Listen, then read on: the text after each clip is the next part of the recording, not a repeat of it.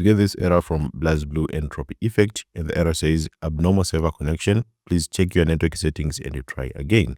Now, in most cases, you'll get this error when there is a server maintenance and the problem will resolve itself after a few hours. However, you can try the steps here. Open up settings on your phone if you're on Android, and then scroll down here and then select where it is written on apps. Then search for BlazBlue, which is this one, BlazBlue Entropy Effect game. Open it, then select here where it is written storage. Then make sure to clear the app cache. If you see here an option to clear an app cache, make sure to clear an app cache. Then try to launch the game. If you're still facing again the same issue, go to the Play Store or App Store and then search for BlazBlue. So I'll search here for BlazBlue and then search it.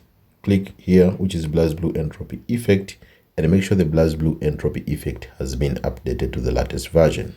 If you followed all the instructions but are still facing again the same issue, then this is likely a server maintenance.